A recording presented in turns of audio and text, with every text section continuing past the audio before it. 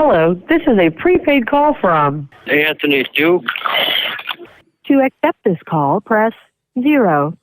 This call is from a correction facility and is subject to monitoring and recording. Then they came back because they found some Sabbaths in my backyard. According to the officer that was in my backyard prior to me coming home, he found them. He was not, shall we say, a person who was lily white. He was known, but I don't think he was known for murder until the actual murder occurred. So I put it together. I said, well, obviously them little Sabbath hats you got match something. He says, yeah, you're right, something matched. Hello, and welcome back to 1 Minute Remaining. My name is Jack Lawrence, the host and creator of this show. This is part 2 of my chat with Anthony Duke, the man serving a life sentence without the possibility of parole for murder, a crime he has always maintained he's innocent of. If you're yet to hear part 1, well, it is that time to hit pause, head on back, and catch up.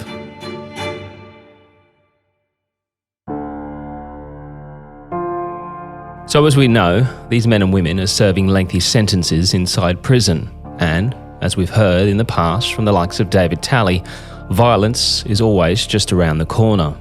And one morning, Tony called me after his institution had just come off lockdown, and he talked me through just how much violence and death surrounds him on a daily basis. I was just going to tell you, we've been on lockdown. We just got off. I didn't get your message until like an hour ago. Fair enough. What was the prison lockdown for? Gang fight.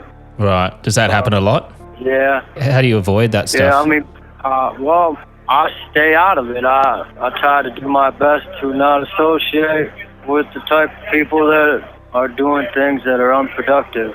Yeah. Or unrighteous.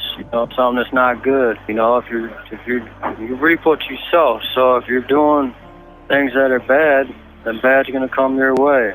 Of course. I know that firsthand because I've caused some mayhem since I've been down this time. It's been a long journey. This last decade itself is a story in itself. And until one finds hope, everyone has their own journey to take. So some people are just more careless than others,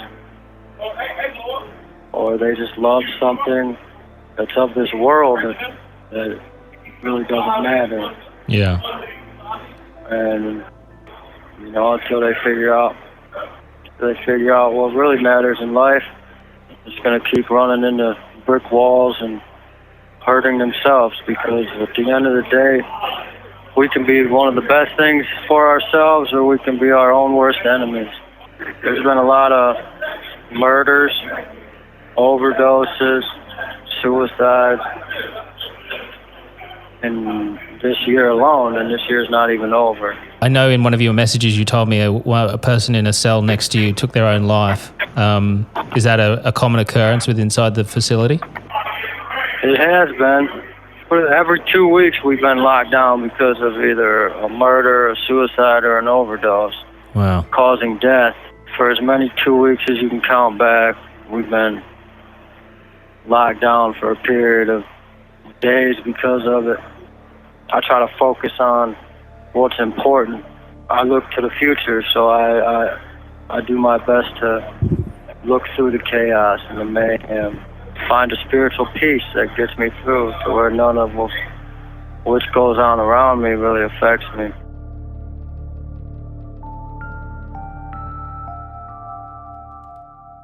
Someone who is also affected by what's going on in the prison in which Tony is incarcerated is a person that first got in touch with me about Tony's story. Hello. Hello. Hi, Jamie. How are you? Good. How are you doing? I am very well, thank you. It is lovely to finally get to talk to you. Yeah. I feel like we sort of first started chatting a while, Jamie Duke, Tony's mother, was also someone who reached out to me via TikTok.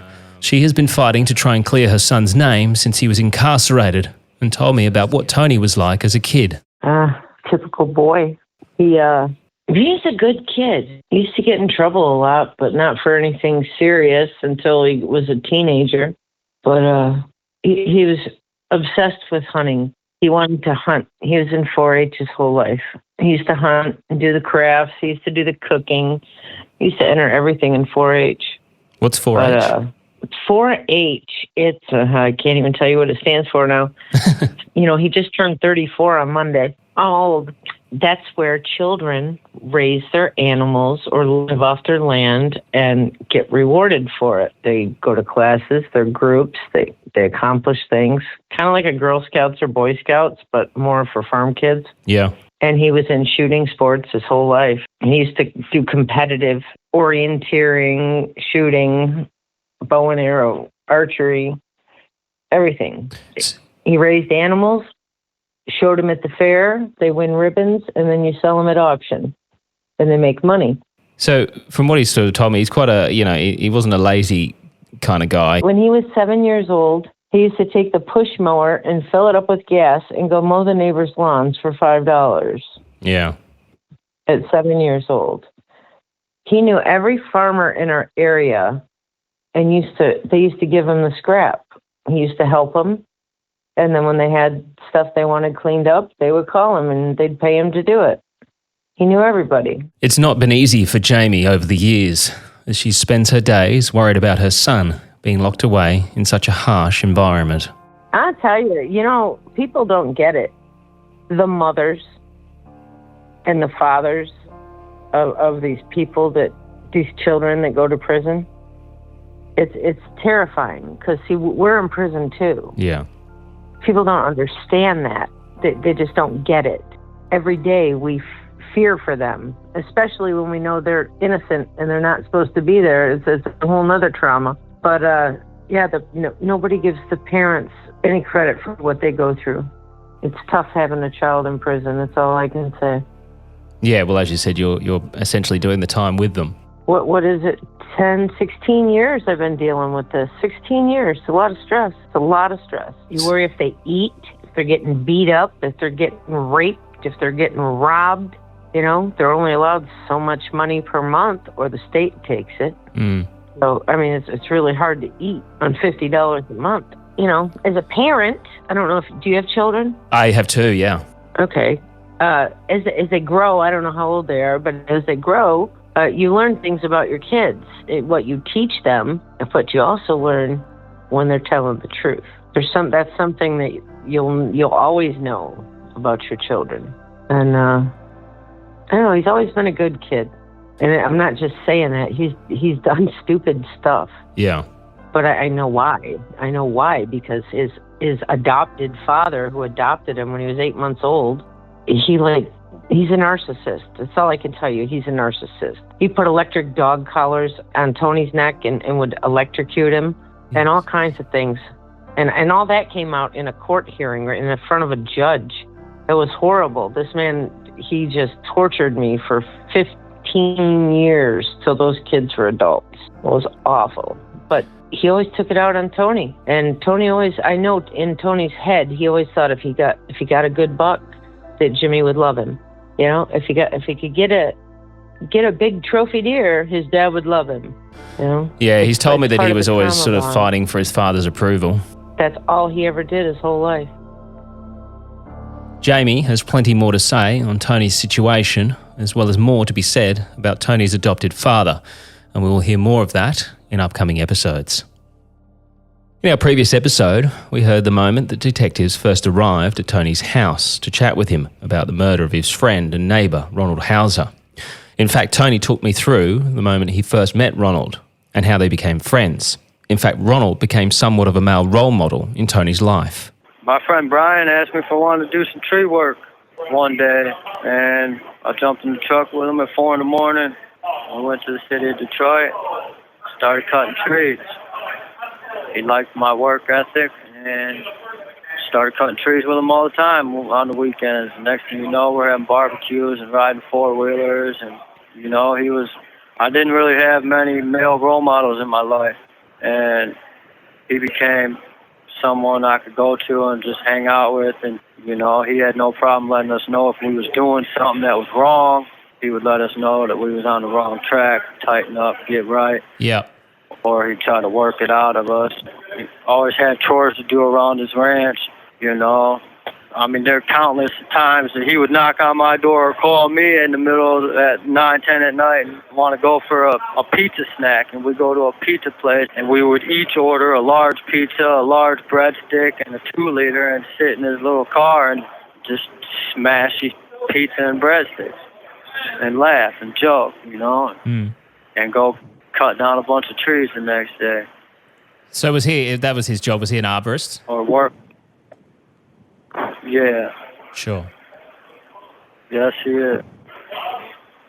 And then he bought a Wasso Speedway racetrack with his cousin Dale, and we'd be out there playing security on the weekends sometimes, getting rid of people. So was he a wealthy man? Watching him race his car. He did all right for himself. I mean, I never heard him complain. Yeah. You know. So as we're already aware, Tony was visited a month after the murder with 2 detectives and his parole officer at his home.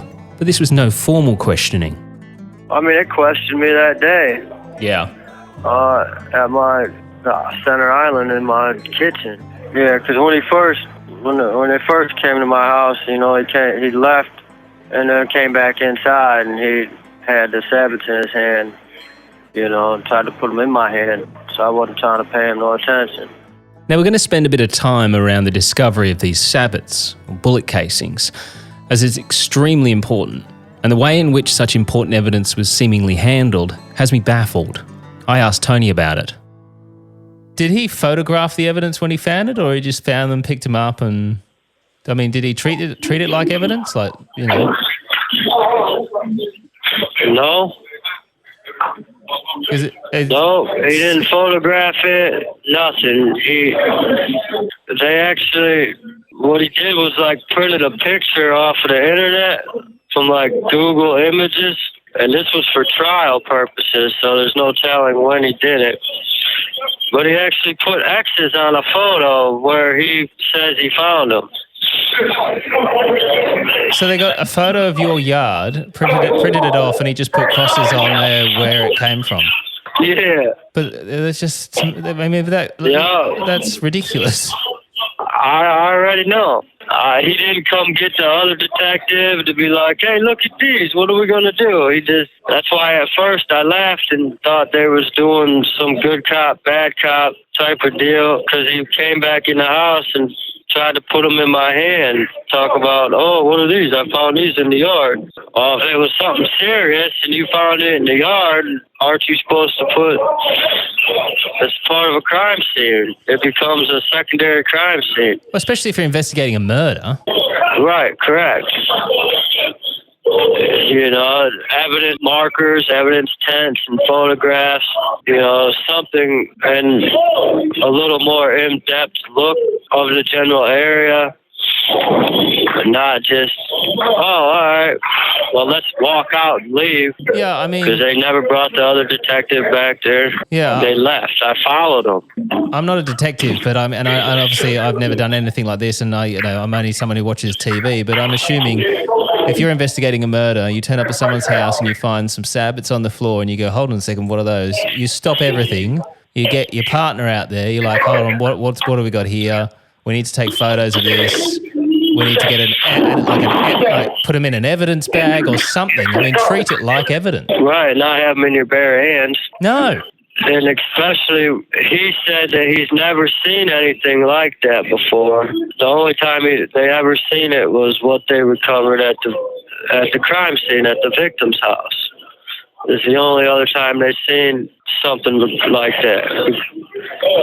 Because they're not familiar with shotguns and rifles. They're cops. They shoot pistols, so their shells are brass casings. If the only time you've ever seen it was at what you found at the supposed crime scene, and then you find it elsewhere, I would think you would take it a lot more serious than the way they did. Now, this particular part of the story I find interesting.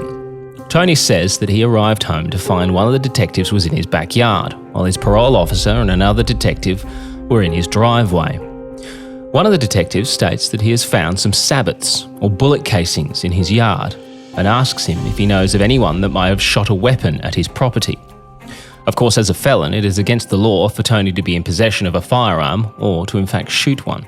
The thing I find interesting is the way in which these sabbats were handled, especially as they would later become key evidence in the murder trial. Again, I'm not a detective and probably have watched far too many crime shows and listened to far too many crime podcasts. But I would imagine that if you come across bullet casings while visiting a potential suspect, you might not want to just casually pick them up and put them in your pocket and walk in and try and hand them to the man you're questioning. But again, what do I know? That's why I brought in an expert. Oliver Lawrence is a former police officer with over a decade of experience dealing with these situations. Policing all across Australia, including remote communities in Queensland, Oliver was often the first on scene and dealing with potential evidence. He's also the host of his own podcast, Protect and Serve, where he interviews and speaks with many former detectives and high-ranking law enforcement officers. Now, working as a senior investigator, security intelligence and crisis management expert in London, I caught him between jobs driving through the city to get his opinion on what he would do coming across evidence in this manner. Oh, and yes, you may have noticed that we share a last name. He is in fact my brother. If somebody's a suspect or a person of interest to do with a homicide and I found shell casings which match the description of the type of firearm that was involved, say for instance a 40 caliber 9mm round, and they were the rounds that we'd spotted in the garden, and you'd have to look pretty closely at probably arresting that person immediately, that property becoming a crime scene until such time as you were satisfied that they weren't. Or scenario 2 would be is that they're not arrested, you're there for a warrant, you're carrying out inquiries, you seize the casings, and you'll be back in touch if you had a conversation. But to be honest with you, with the seriousness of a homicide or a murder, if somebody's a person of interest and I'm finding casings at the property which match the same caliber weapon that was involved in the murder, I would be looking at detaining that person, arresting them for questioning. I would then be, obviously, the house and the property would become a crime scene, and we would conduct a very, very thorough search, either looking for the firearm, other casings or evidence which corroborated our concerns around them being a person of interest, and then potentially being the suspect/offender. So prior to asking Oliver about how he would handle the situation, I made no mention of how the evidence was in fact handled in this particular case. Once I had that answer, I then asked if he believed if there would ever be a situation where you might just pick up potential evidence, bring it inside the home of the man you're questioning, and try and hand it to them. In my honest opinion, if I found bullet casings, as I've said, which I believe match the same caliber of weapon involved in a homicide, I would be cordoning off that area, seizing them. So it would seem to me to be inappropriate to pick those up in what I would call to be a non-forensically sound manner, present them to the suspect in his home, not in a controlled interview. So you certainly wouldn't put them in your pocket. Maintaining your crime scene and the integrity of it is one of the most important factors in any homicide. So putting things in your pocket and just quietly walking into a house and going, I found these in the garden, where have these come from?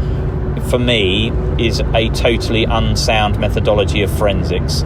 You've got to look at DNA transfer, you've got to look at fingerprints, you've got to look at the integrity of the exhibits. It's just so much going on there that I would challenge in terms of the continuity and maintaining the integrity of those bullets. And if someone, and more to the point, if you're in the garden by yourself, you want somebody to come out and corroborate what you found in situ, and you need to take a photograph of that so that ultimately when you go to court you can tell the story.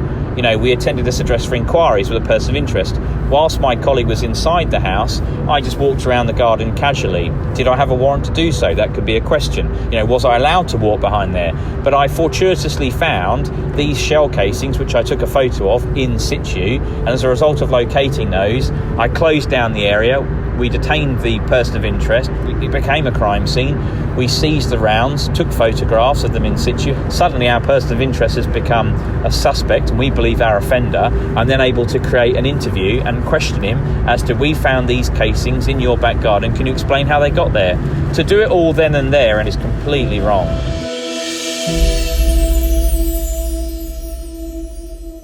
Okay, so the detectives get Tony to take a polygraph test, and he passes, and they send him on his way. However, Tony says they are soon back on his doorstep. Well, he left. Well, they came back asking if anyone shot here, this and that. And so I put it together. I said, well, obviously them little sabot hats you got match something, so let's not beat around the bush here. I ain't got time for all that. I've been doing this too long. I know how you guys play. I says, I'm not a part of none of this. Well, just talk to me directly. Enough of this beating around the bush. He says, yeah, you're right. Something matched. So I got to know if you let someone shoot here or not. I was like, no, nobody shot here as long as I have been home. He's like, I said, I'm being set up. I said, ain't no one shot in my backyard. Ain't no one come here to shoot. He's like, well, they did look like they could have been thrown over the fence. He's like, well, if you can think of anything, let me know. And then they went around and got with the girl I was with, started talking to her and wanted to get her away from me and have a polygraph and to see if I was lying to them or if she knew of anyone that would have shot, and if I would have possibly been paid to cover up for somebody to do some shooting or know something. And my Aunt Tracy ended up having a heart attack and dying. She was supposed to go for her polygraph, and the funeral was then, so we stopped, and then they showed up being disrespectful, and that's why I told them they wanted to talk to us again, talk to a lawyer. I said, because I ain't have nothing to hide. I already passed the polygraph. I went 2 days after they came to my house the first time, took a polygraph, and, they apologized for harassing me and even offered to help me get my business going with getting into some, getting licensed in a different manner for the hauling I was involved in. So things I thought went quiet. Again, Tony and the detectives part ways, but then Tony says, after this, he then started being followed everywhere he went by a red car. I kept noticing there was this little red car that was always everywhere. When I did a job, the same car, I ended up stopping at one of my clients' commercial places. I ran into him, caught him looking like a set of deer in the headlights. And they thought they were going to skate around the building, and a piece of equipment stopped them dead in their tracks. They're like, oh, it's just a coincidence. We was just going through the parking lot to cut traffic. I said, so you're admitting to violating traffic laws and cutting traffic and doing all this stuff that you would pull someone over for doing? Oh, no. I said, yeah, whatever. Go ahead, go. Well, I lost my phone that day at this job. And just a flip phone. I ain't never been big on electronics. Yeah. I like buttons. Well, I never found my phone. Well, later on, when I got the police report, I never got a police report, but when I ended up viewing the records from when they raided my house afterwards, that phone was on a thing saying they seized it from my house. Could phone that I lost. Could you have left it accidentally at your house, or you definitely lost it at that job? Or yeah. No, I definitely lost it at that job. Yeah. Okay. Because the girl I was with ended up bringing me a brand new smartphone at that job because I called her from one of the employees that was working with me. I told her I can't find this phone. I emptied the trailer and everything. I didn't leave it at home because I had it and talked to people since then. Sure. I had it after lunch and everything, and how many people have, like, a flip phone? This is 2012 with buttons. Yeah. Everybody had, I don't know, all them iPhone or something. Touchscreen phones. Right, iPhones, that's what it was. So we're going to take a short break, and when we come back, we need to continue the conversation surrounding these sabots, because after testing, it would appear that they had even more question marks surrounding them. Well, as always, it is now my opportunity to say a huge thank you to every single one of you for listening to this show. Again, the 1 Minute Remaining family continues to grow on a weekly basis, and it is just so rewarding and exciting to see how many people are getting involved. So thank you so much indeed for all your support for listening to this show. Don't forget, we've got our private Facebook group open right now for you to join myself and the rest of the OMR family as we discuss these stories as well as other bits and pieces. You can ask any questions that you might have of me or any of the inmates. So just search 1 Minute Remaining Podcast on Facebook and I'll see you there. Okay, so I told you we'd need to focus quite heavily on these sabbats because once discovered, they were sent away for testing. And the results? Well, here's Tony to explain. The sabbats they found in my backyard were tested, and they didn't come back as being a complete set, as being a whole prior to being fired. And they said they matched some at my father's house and the victim's house. Well, the gun I hunted with, I sighted in at my dad's house. So they're like, oh, that's you, this and that. Well, I had them retested to see if they would match, one of the halves they found at my house would match one of the halves at my dad's house, to prove that I was set up, that they, because they weren't a complete whole prior to being fired, meaning that the halves he found at my house didn't match. So I had them retested, sent in for retesting. Yep. The ones from my dad's, the ones from my house, and the victims to try to match. Right. As being, to prove that they was taken from somewhere and put somewhere else. But when they came back from that testing, they said the ones at my house were a complete matching set prior to being fired, that they matched. The ones at my dad's house were a complete set as being matched. And they also found some at the other ones that they had that they gathered from my dad's house weren't complete sets, but were fired from the same make and model gun, just a different gun. We got two different guns of the same make and model shooting the same sabbats that they believe was used in the murder at my dad's house, from what they say they found there at his house. And he said I was the only one to ever shoot that type of gun at his house. All right. So is your head feeling a bit frazzled?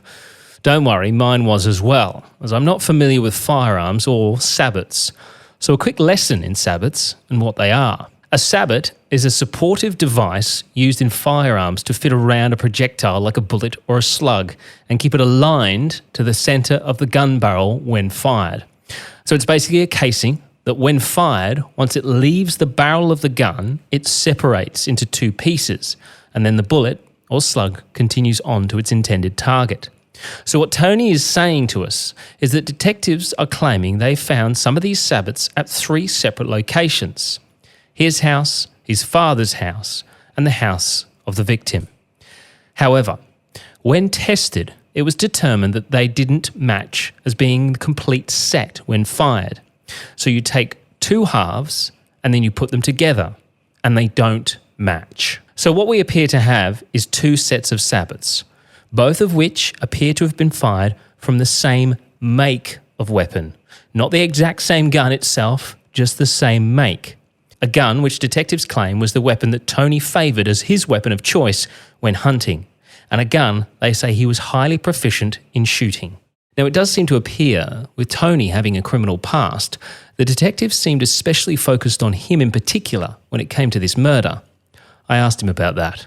Yeah, my lawyer stressed that during trial, that because I have a record, they just, deem me to be that person. And throughout interrogations and questionings after I became in their custody, at first, obviously, they couldn't charge me with any murder because I didn't do it. There was no evidence. There still is no evidence. But what they did was charge me with being a felon in possession of a firearm, for admitting to going hunting with a gun, and for taking weapons from my house. When I got out on parole, I walked them 100 yards to my neighbor's house for safekeeping because I wasn't allowed to have them. Yep. They charged me with each firearm they got from my neighbor's house that I brought over there. There was 5 of them. They charged me with 2 felonies per gun. Them were the only ones that stuck because, I mean, it's kind of hard to go to trial on a theory that I was out in the woods hunting with a gun, you know. I mean, I admitted to it, but there's no evidence of that. You have 1 minute remaining. And that wraps us up for this episode. But still to come, Tony is officially brought in for questioning, and it would appear he wasn't the only one in his family that was. He put a piece of paper in front of me and said, sign this, tell me, do what we want you to do, testify against your dad, I'll let you go right now. Next time on 1 Minute Remaining. 1 Minute Remaining is a Mash Pumpkin production. Hosted and produced by Jack Lawrence. Editing and sound design by Jack Lawrence and Dom Evans. This podcast is part of the Acast Creator Network.